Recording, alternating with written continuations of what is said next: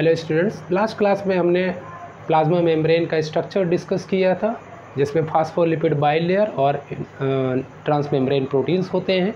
आज हम उसी का ट्रांसपोर्ट सिस्टम डिस्कस करने वाले हैं। ट्रांसपोर्ट सिस्टम दो तरह से होते हैं, पैसिव ट्रांसपोर्ट और एक्टिव ट्रांसपोर्ट। तो दो तरह से ट्रांसपोर्टेशन हो सकता है प्लाज्मा मेम्ब्रेन के थ्रू, पैसिव ट्रांसपोर्टेशन और एक्टिव ट्रांसपोर्टेशन। पैसिव ट्रांसपोर्ट को हम पहले डिस्कस कर लेते हैं। पैसिव ट्रांसपोर्टेशन का मतलब ये हुआ कि इसमें कोई एनर्जी रिक्वायर नहीं होगी और मूवमेंट जो होगा सब्सटेंस का अलोंग कंसंट्रेशन ग्रेडियंट होगा, movement of substance from higher concentration to lower concentration. ठीक है, तो पैसिव ट्रांसपोर्ट को हम कई तरह से डिवाइड कर सकते हैं, जैसे कि सिंपल डिफ्यूज़न एक तरह का पैसिव ट्रांसपोर्ट है। सिंपल डिफ्यूज़न मतलब क्या हुआ, movement of substance from its higher concentration to area of lower concentration along concentration gradient, and this process does not require ATP or any energy।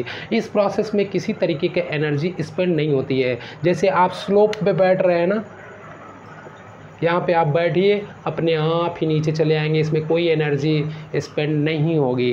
वैसे ही simple diffusion है, अपने आप higher concentration से lower concentration की तरफ movement substance का हो जाता है, इसमें कोई एनर्जी नहीं लगेगी। इसी तरीके का डिफ्यूज़न है, जैसे कि हमारा जो एल्वियोलाई है, एल्वियोलाई में क्या होता है, ऑक्सीजन का कंसंट्रेशन ज़्यादा होता है और ब्लड कैपिलरीज़ में जो पल्मोनरी कैपिलरीज़ होती है वहाँ पे ऑक्सीजन की मात्रा कम होती है, वहाँ पे CO2 ज़्यादा होता है, जबकि एल्वियोलाई में CO2 कम होता है। इनहेल करने पे क्या होता है, ऑक्सीजन भर जाता है ना एल्वियोलाई में, तो हायर कंसंट्रेशन, तो अपने आप ही वो ऑक्सीजन एल्वियोलाई से ब्लड कैपिलरीज के अंदर आ जाता है, और जो ब्लड कैपिलरीज का कार्बन डाइऑक्साइड ज़्यादा है तो वहाँ से एल्वियोलाई में मूवमेंट हो जाता है कार्बन डाइऑक्साइड का। तो ये सिंपल डिफ्यूज़न का बेस्ट एग्जाम्पल है हमारा लंग्स। ठीक है, अच्छा, कुछ जो होते हैं वो फास्फोलिपिड बाइलेयर से नहीं जा पाते हैं, यानी कि लिपिड सॉल्युबल जो मटेरियल है वो तो फास्फोलिपिड से ट्रांसपोर्ट हो जाएगा, इसके थ्रू ट्रांसपोर्ट हो जाएगा। लेकिन जो हमारे जो मिनरल आयन है, पोलर कंपाउंड है, वाटर सॉल्युबल कंपोनेंट है, वो फास्फोलिपिड से नहीं होके निकलते हैं, ट्रांसपोर्ट नहीं हो पाते हैं। तो उनके लिए क्या वो डिफ्यूज़न होगा उनका, किसके थ्रू, इस ट्रांसमेम्ब्रेन प्रोटीन के थ्रू, इस इंटीग्रल प्रोटीन के थ्रू होगा ट्रांसपोर्टेशन इनका। ठीक है, लेकिन यहाँ पे भी आयंस का तो होगा, लेकिन area of higher concentration to lower concentration. Suppose कर लो इधर सोडियम ज़्यादा है तो इधर कम है, तो इधर मूवमेंट सिंपल डिफ्यूज़न इसी प्रोटीन के थ्रू हो जाएगा, तो इसको भी सिंपल डिफ्यूज़न में हम रख सकते हैं। और दूसरा है facilitated diffusion. Facilitated diffusion same diffusion जैसा ही डेफिनीशन हम बोलेंगे, movement of substance from area of higher concentration to lower concentration along concentration gradient. But इसमें बट लग गया तो इसका मतलब कुछ एडिशनल इसमें ऐड होगा। इसमें क्या होगा कि एक ट्रांसपोर्टर की ज़रूरत पड़ती है, कैरियर प्रोटीन की ज़रूरत पड़ती है। This process require a transporter carrier protein. तो ये हमारा एग्जांपल यहाँ पे देख सकते हैं हम, यहाँ पे ये फैसिलिटेटेड डिफ्यूज़न है। क्या हो रहा है, जैसे कि एग्जांपल ग्लूकोज, ये जो बॉडी में जो ग्लूकोज कंज्यूम हो रहा है उसको जो ट्रांसपोर्टर चाहिए उसको, तो वो सरफेस पे, सेल के सरफेस पे ट्रांसपोर्टर होते हैं, वो ग्लूकोज को बाइंड करते हैं और ग्लूकोज को बाइंड करने के बाद उनका कॉन्फ़िगरेशन शेप चेंज होता है और वो सारा ग्लूकोज कहाँ भेज देते हैं, साइटोप्लाज्म में। फिर वो साइटोप्लाज्म में ग्लूकोज 6 फास्फेट बनता है, जो ग्लाइकोलाइसिस वाला प्रोसेस होता है ना, वो प्रोसेस चलता रहता है, यानी ग्लूकोज अंदर कंज्यूम होता रहता है और बाहर ब्लड में ग्लूकोज का लेवल अगर ज़्यादा है तो वहाँ से ग्लूकोज को वो ट्रांसपोर्टर साइटोप्लाज्म में ट्रांसपोर्ट करता रहता है। ठीक है, तो इंसुलिन के इन्फ्लुएंस से ये सारा प्रोसेस होता है, तो वहाँ पे ट्रांसपोर्टर चाहिए। तो जैसे ये है, यहाँ पे ग्लूकोज इसके साथ बाइंड करेगा और बाइंड होने के बाद ही ये क्या होता है, इसका शेप चेंज हो जाता है। जो इंटीग्रल प्रोटीन है, ट्रांसमेम्ब्रेन प्रोटीन है, ये कैरियर, ये इसी को हम ट्रांसपोर्टर कहते हैं। यहाँ पे इसको नाम स्पेसिफिक दे दिया, ग्लूकोज के केस में ग्लू-टी। ठीक है, तो ये ट्रांसपोर्टर रहता है। तो इसका क्या होता है कि शेप चेंज हो जाता है। शेप चेंज हो गया तो देखिए पहले ऊपर मुंह खुला हुआ था, अभी ये देखिए मुंह नीचे खुला हुआ है, तो जो ग्लूकोज बाइंड हुआ था वो ग्लूकोज अंदर की तरफ आ गया, यानी साइटोसॉल की तरफ आ गया है। ठीक है, तो इस तरीके से ग्लूकोज का ट्रांसपोर्टेशन होता है और ये ट्रांसपोर्टर लिमिटेड है।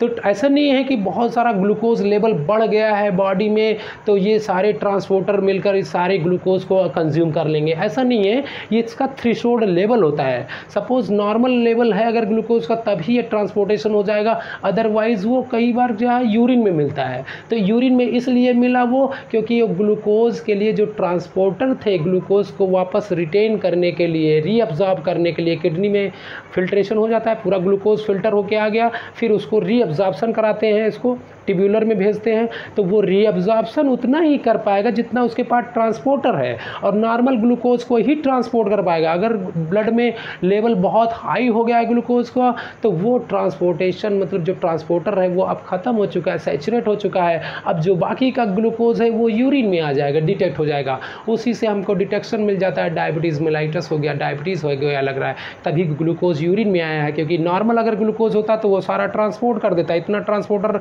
नेचर ने लगाया हुआ है। ठीक है, तो इसके लिए फैसिलिटेटेड डिफ्यूज़न के लिए क्या चाहिए भैया, मूवमेंट वही होगा वैसे ही हायर कंसंट्रेशन से लोअर कंसंट्रेशन की तरफ, बट इसमें क्या होगा, इसमें क्या होगा कि ये ट्रांसपोर्टर की ज़रूरत पड़ेगी, रिक्वायरमेंट होगी ट्रांसपोर्टर की। ठीक है, तो नेक्स्ट प्रोसेस है ऑस्मोसिस। ऑस्मोसिस भी एक तरह का पैसिव डिफ्यूज़न है, इसमें कोई एनर्जी नहीं लगेगी। इसमें क्या होगा, मूवमेंट ऑफ वाटर मॉलिक्यूल, इसमें हम सॉल्वेंट देंगे, सल्यूट नहीं देखेंगे, इसमें हम वाटर, जिधर डाइल्यूशन ज़्यादा होगा उधर से ही मूवमेंट होगा, तो वाटर मॉलिक्यूल जिधर ज़्यादा होंगे उधर से मूवमेंट होगा, यानी कि movement of water molecule from its higher concentration to lower concentration through a semi permeable membrane, through a semi permeable membrane. तो जैसे कि ऑस्मोसिस हमारी जो लार्ज इंटेस्टाइन में जो वाटर इनटेक करते हैं, तो वो लार्ज इंटेस्टाइन में वाटर का रीअब्जॉर्प्शन होता है, तो वाटर का जो एब्जॉर्प्शन होता है दोस्तों, वो वाटर का एब्जॉर्प्शन किस थ्रू होता है, ऑस्मोसिस के थ्रू। किडनी में जो डीसीटी और कलेक्टिंग ट्यूब्यूल्स में जो वाटर का एब्जॉर्प्शन होता है, वाटर का एब्जॉर्प्शन वो ऑस्मोसिस के थ्रू होता है। ठीक है, तो ऑस्मोसिस हो गया।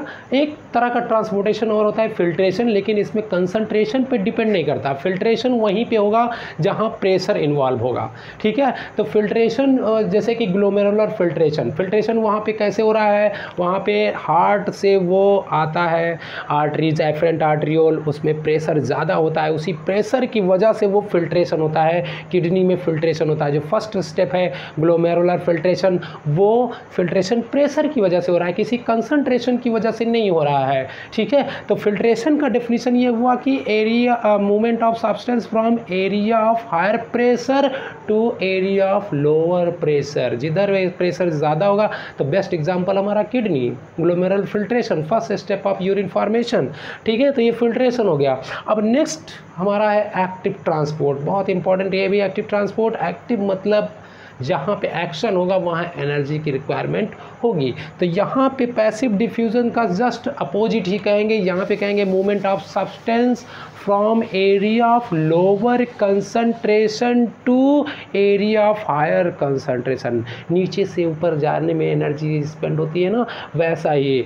तो यहाँ पे क्या हो रहा है, against concentration gradient, this process require ATP, energy चाहिए इसको भाई। ठीक है, तो वो एक्टिव ट्रांसपोर्ट कहाँ पे, बहुत सारे आयंस को पंप करने के लिए, जैसे प्रोटॉन पंप सुना होगा, हाइड्रोजन को पंप करता है, तो वो उसमें एनर्जी, जहाँ पंपिंग इंजन लगा दिया आपने एक तरह से, वैसा फिर वहाँ पे एनर्जी की ज़रूरत पड़ेगी। तो ये हमारे मसल्स और नर्व में ये प्रोसेस देखने को मिलता है।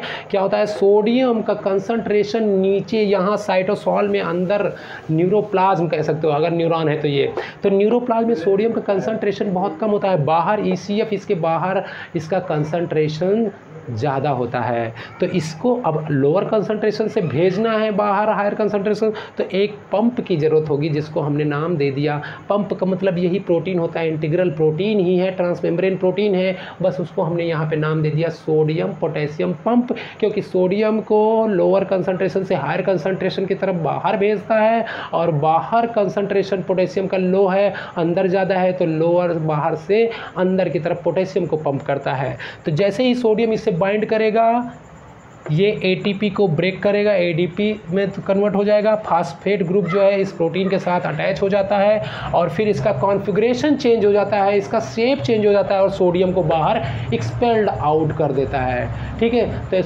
सोडियम एक्सपेल्ड आउट हो गया। अब यहाँ पे ये फिर रिवर्सली ये क्या करेगा, पोटेशियम को बाइंड करेगा, पोटेशियम को बाइंड करते ही ये फास्फेट ग्रुप अलग हो जाता है, देखिए सेपरेट हो गया, फिर से इसका शेप चेंज हो जाएगा, ये पोटेशियम फिर से अंदर की तरफ आ जाएगा। तो इसी तरीके से ये सोडियम पोटेशियम ATPase वर्क करता है। इसको हम एक्टिव प्रोसेस में कहते हैं। न्यूरॉन सेल में, मसल सेल्स में इस तरीके का मूवमेंट देखने को मिलता है। अदर प्रोसेस है ट्रांसपोर्टेशन है एंडोसाइटोसिस और एक्सोसाइटोसिस। एंडोसाइटोसिस का मतलब जब मूवमेंट सब्सटेंस का सेल के अंदर अगर हो रहा है तो उसको एंडोसाइटोसिस कहते हैं, और अगर अंदर से बाहर की तरफ ECF की तरफ मूवमेंट हो रहा है तो उसको हम कहते हैं एक्सोसाइटोसिस। एंडोसाइटोसिस जैसे फैगोसाइटोसिस और पाइलोसाइटोसिस दो तरह के होते हैं। फैगोसाइटोसिस का मतलब सेल ईटिंग। WBC के केस में आप देखिए WBC स्यूडोपोडिया बनाता है और वो बैक्टीरिया को किसी देखता है या सॉलिड डेड पार्टिकल्स को देखता है, जो बर्नआउट सेल्स होते हैं उनको इनगल्फ करना। तो ये इनगल्फिंग वाला जो प्रोसेस है इसी को कहते हैं सेल ईटिंग यानी फैगोसाइटोसिस।